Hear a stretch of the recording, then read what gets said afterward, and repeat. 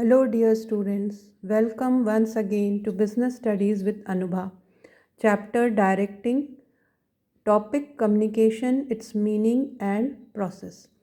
This is video lesson number 9.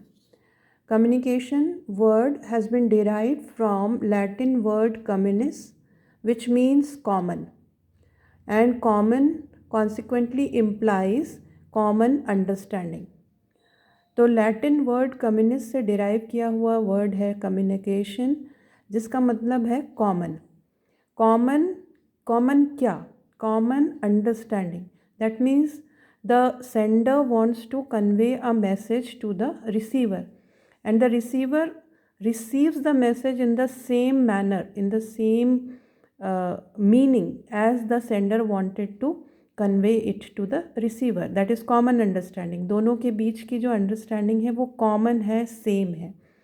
Refers to the process of exchange of ideas, views, facts, feelings, information, etc. among people to create common understanding.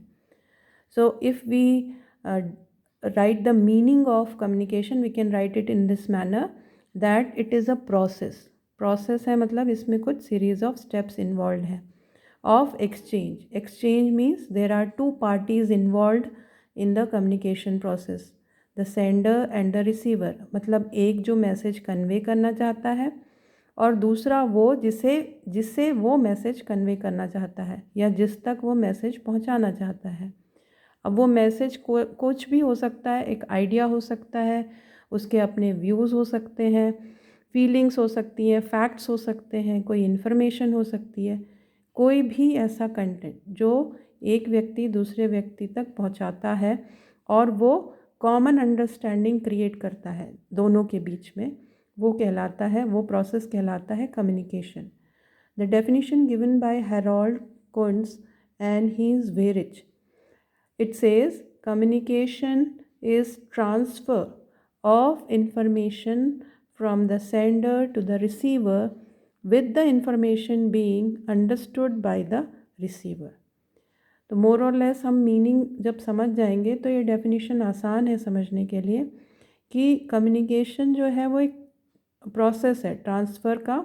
Transfer again मतलब एक व्यक्ति से दूसरे व्यक्ति, वो exchange है. There are two parties involve of what? Information from sender to receiver. हमने specify कर दिया कि कौन सी दो पार्टीज इन्वॉल्व है कम्युनिकेशन प्रोसेस में. एक सेंडर है, दूसरा रिसीवर है. और कम्युनिकेशन प्रोसेस तभी कंप्लीट होता है जब जो रिसीवर है उस मैसेज को, उस इंफॉर्मेशन को उसी मायने में समझता है, उसी तरह से समझता है जैसे सेंडर उसे भेजना चाहता है. The common ways for transmission of ideas is spoken words, written words, diagrams, pictures, flowcharts, graphs and gesture. Spoken words सबसे कॉमन तरीका है हम आपस में जब बातें करते हैं कोई भी आइडिया या व्यूज़ को एक्सप्रेस करने के लिए, या रिटन वर्ड्स जैसे लेटर्स के माध्यम से हम लेटर्स भेजते हैं, या ऑर्गेनाइजेशन में हो सकता है circular, memo. Okay, these are the ways. Then diagrams, pictures, flow chart, graphs. जैसे ये एक पिक्चर है या डायग्राम है, ये शो करने के लिए कि what are the elements of communication process.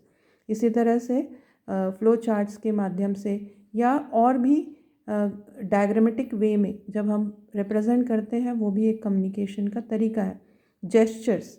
Now sometimes the boss will not say anything, but from his body language, his gesture, he can convey his approval or disapproval to the subordinates.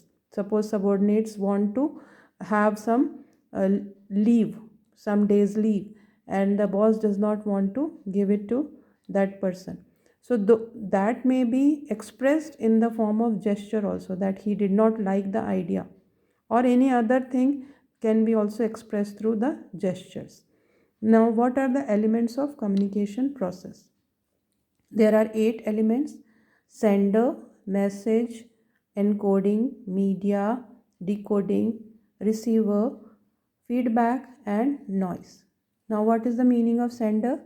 Sender is the source of communication or information, the one who wants to convey some message or information. चलिए हम एक example से समझ लेते हैं। जैसे इस video lesson को हम अगर एक आइडिया या मैसेज या इन्फॉर्मेशन के रूप में लेते हैं, तो सेंडर है जो वीडियो बनाने के लिए जो भी टीचर है वो सेंडर हुआ, ठीक है।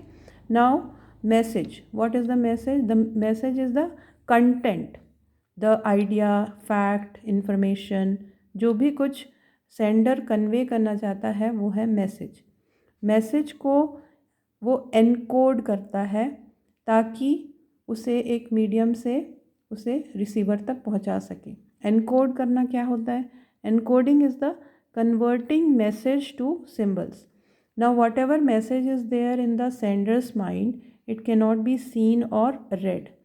अगर मैं चाहूँ कि आपको कम्युनिकेशन प्रोसेस समझाना है, तो जो मेरे माइंड में प्रोसेस है वो आप मेरे माइंड से नहीं पढ़ सकते। उसको समझाने के लिए, उसको आप तक पहुंचाने के लिए उस मैसेज को मुझे कन्वर्ट करना पड़ेगा सिंबल्स में, जैसे कि ये रिटन वर्ड्स के फॉर्म में है, या जो ओरल एक्सप्लेनेशन है उसके फॉर्म में है, या जो ये पिक्चर है इसके फॉर्म में है।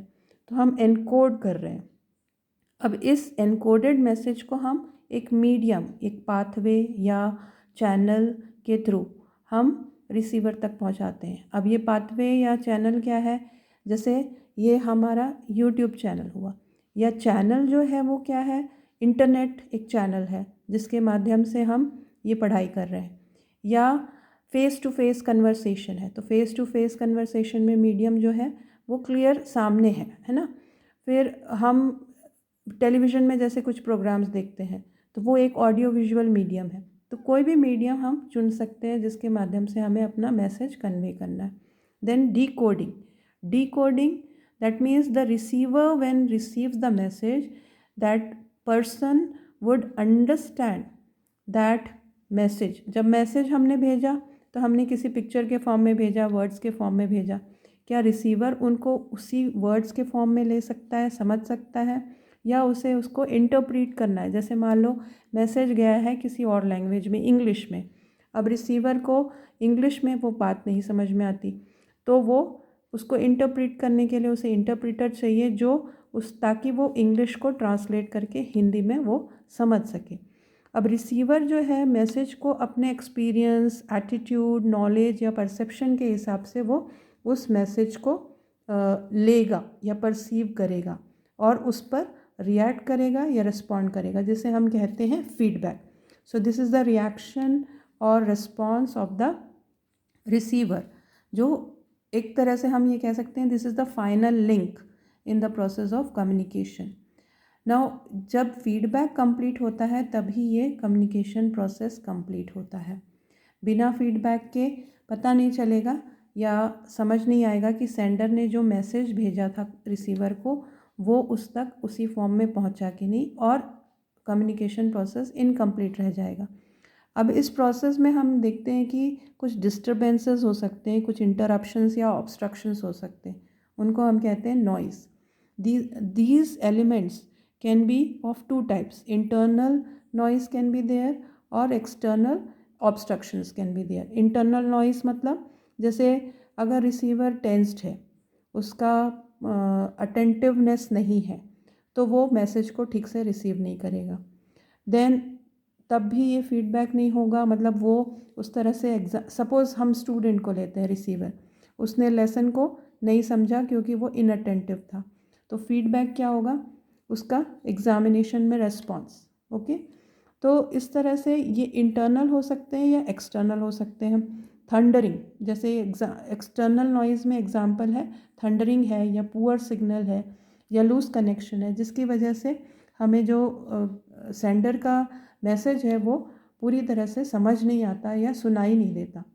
तो communication process is such an important process which is we call it as the heart of organization. So in the next video we will see what are the different types of communication in an organization. Thank you for watching. Keep learning and keep watching. Happy learning.